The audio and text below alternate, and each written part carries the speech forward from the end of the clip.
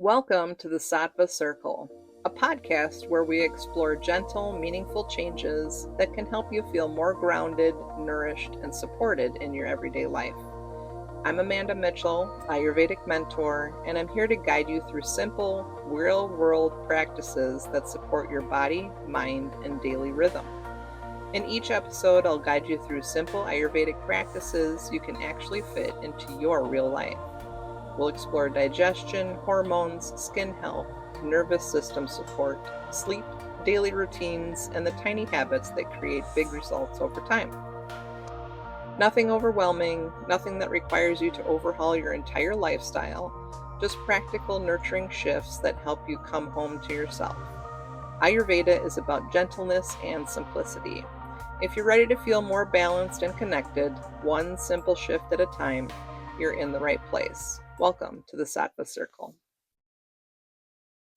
So in this episode 7, we're going to talk about the doshas and how Ayurveda aligns with seasons, times of day, and our menstrual cycles. So let's take a little grounding moment here. Close your eyes, relax your jaw, relax your shoulders, take a couple deep breaths.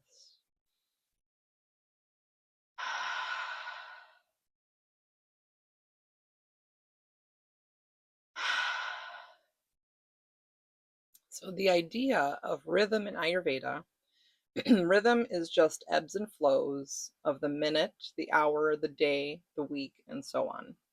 Knowing what your specific rhythm is will be the key to overcoming challenges that may arise. Rhythm should be flowing based on your specific needs, which is why we shouldn't compare others' reactions to experiences with our own. The doshas aren't labels, they're patterns of energy we all move through. We are never stuck in one dosha. It's a flow from one to the next, sometimes within seconds. This episode's intention is helping you recognize when certain doshas naturally rise so you can respond with compassion instead of resistance. So the first thing we're going to talk about is a little overview of the doshas. There are 3 main doshas, Vata, Pitta, and Kapha. Vata is movement, air, and ether, change, creativity. A person who has this main constitution will generally be thin in their body, light, have dark and usually curly or wavy hair, tend to have a difficult time gaining weight, usually underweight, generally love to eat cold raw foods, cold foods, have troubles with their digestion and elimination. In the mind, it can sometimes be viewed as very creative or flighty, easily distracted, feels like they have a bunch to do and no time to complete. They often don't complete tasks that they start because they get distracted too easily. Most suffer from anxiety, sleeplessness, and tend to be cold in their body a lot. Pitta is transformation, fire and water, digestion, focus. This body type is seen as athletic, easily gains and loses weight, warm to the touch skin, sometimes have a red tint to the skin or in their whites of their eyes, prone to skin rashes and blemishes. And for the mind, they are great organizers, competitive, a lot of times type A personality. But they do tend to suffer from heartburn and liver challenges, think lots of heat. And Kapha is the third dosha, and that is structure, earth and water, stability, nourishment. This body type is seen as stable, larger frame, thick wavy hair, big blue or brown eyes, smooth and supple skin. For the mind, they are very loyal and have many friends and acquaintances, but they take longer to absorb information and they retain it forever. For the mind, they are great listeners, ponderers, but tend to take a long time for change. And everyone has a mix of all 3 of these. Some of us lean more towards one versus the other. Each dosha is dependent on the others to be in balance for you specifically. If you feel way too one dosha, then that's where the imbalances begin. Imbalance often comes from living out of rhythm rather than doing something wrong. Like attracts like in Ayurveda. So pittas generally love spicy foods, getting out in the sun, competitive sports, or academics. But when you eat or do too much of the pitta side of things, that's when you start seeing pitta imbalances. Kapha loves being still, curling up with a good book on the couch. But when you do this too much, depression can start setting in, and that's the Kapha imbalance. Vata loves eating raw and dry foods at random times during the day. And if you have a Vata mind, you tend to be artistic.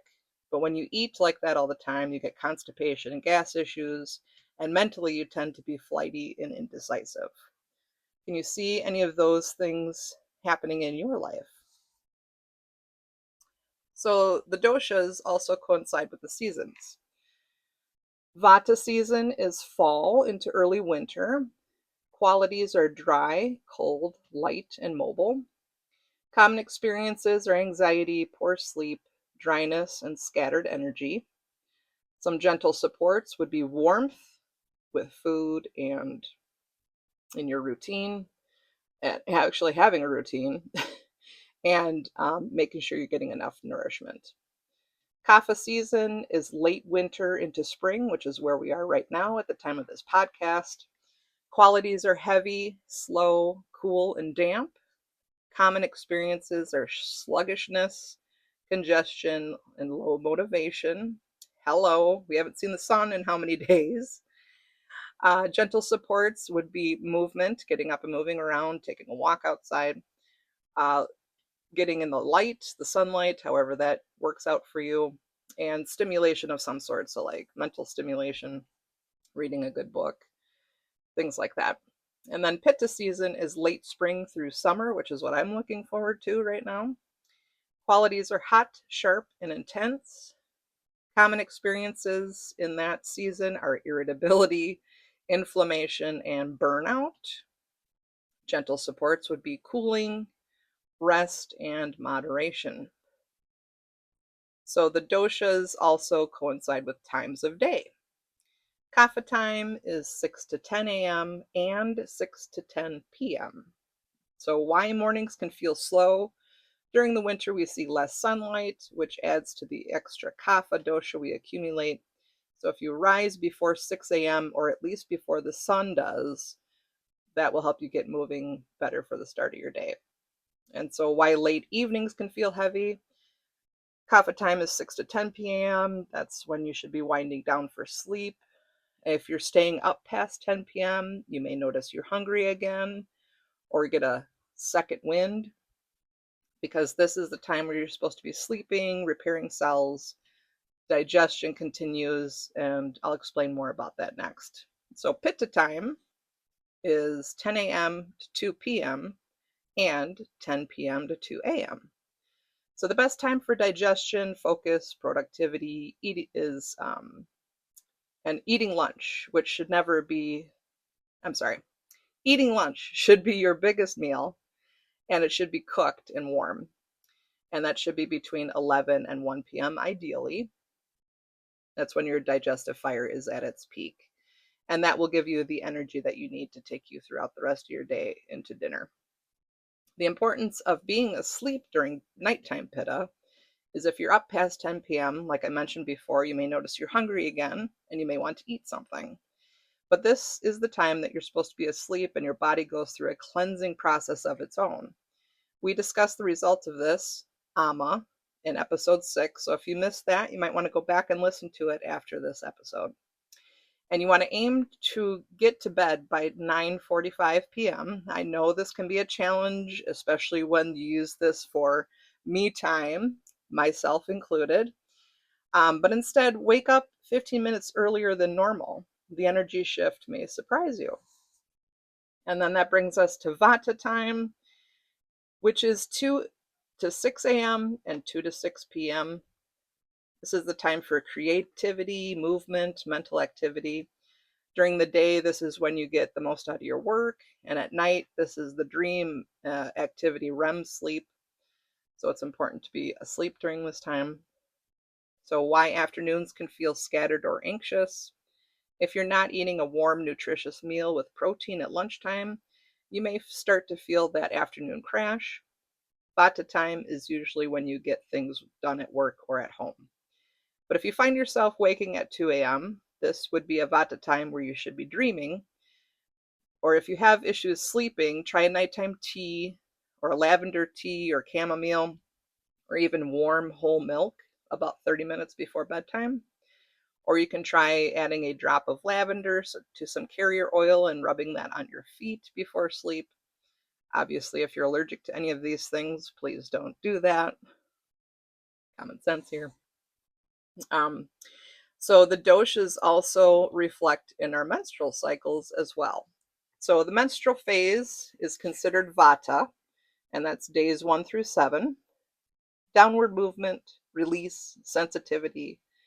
And I don't know about you, but the week before this time is the luteal phase, and I'm just looking forward to the release that comes during the menstrual phase. This is a need for rest time, warmth, and grounding. If you're a vata dosha, you may have issues with normal menstruation. So keeping yourself warm, oiled, and grounded is a good way to balance that out. Abhyanga is a wonderful addition to a daily routine always, but feels even more amazing during this week. See the link in the show notes or description, and that will give you a follow along to do Abhyanga at home for yourself. Or if you're local to Watoma in Wisconsin, you can also schedule a session with me as well. And the next phase is the follicular phase. That's considered kapha. That's days 8 to 14. This is for building, nourishing, steady energy, supports creativity and new beginnings gently. If you're a kapha dosha, you may have issues with inconsistent or blood clot menstruation. Keeping yourself active and outside will be a good way to balance that out. The next phase is ovulation. That's pitta. Days 15 to 21. This is where we have a lot of confidence, clarity, communication. Watch for overdoing and overheating. If you're a pitta dosha, you may have issues with heavy menstruation. So slowing down and taking it easy when your body is telling you to do so will be a good way to balance that. And the final phase is the luteal phase. This is considered vata and pitta, days 22 to 28. This is transition, irritability, fatigue. So all of those things I'm sure you've experienced at some point. Boundaries are very important during this time. This is a good time to practice Abhyanga again and stress relief activities that you love to perform, like massage, yoga, meditation. Just don't overextend yourself with commitments during this time either, especially if you didn't want to do them to begin with. Anybody have that issue? I know I do. So bringing it all together. Multiple rhythms overlap at once. For example, pitta season and luteal phase in a busy life. If we are in the middle of summer, when it's hot and humid, like here in Wisconsin, you're in the final week before menstruation phase, so you may already be on edge. That add in the 5 extra activities you tried to squeeze in this week because you felt obligated to somebody else. Rage is what you end up with, right? Who can relate to that? Never me. So why awareness alone can create relief. Just noticing how your body reacts during each phase of the moon, each season, each time of day, after a meal.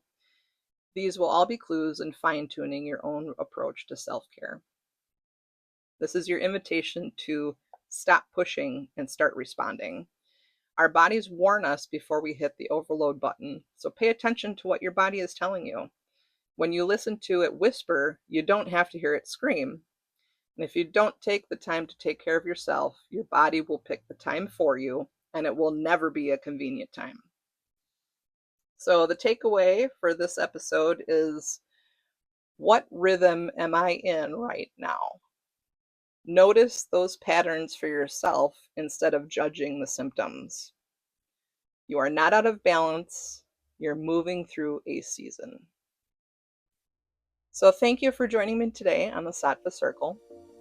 If you're looking to begin your journey, I invite you to download the free Radiance Reset Guide, available on my website, sattvamw.com. It's a great reference to begin your Ayurvedic journey today. Inside, you will find daily Ayurvedic rituals for hormone balance, natural remedies for menopause symptoms like hot flashes, night sweats, and mood swings, self-care practices for more energy in perimenopause, and simple lifestyle tips for better sleep and a calmer mind. If this episode resonated with you, I invite you to follow the show so you never miss your weekly wellness reset. And feel free to share this with a friend who could use a little extra support. Until next time, take gentle, meaningful care of yourself.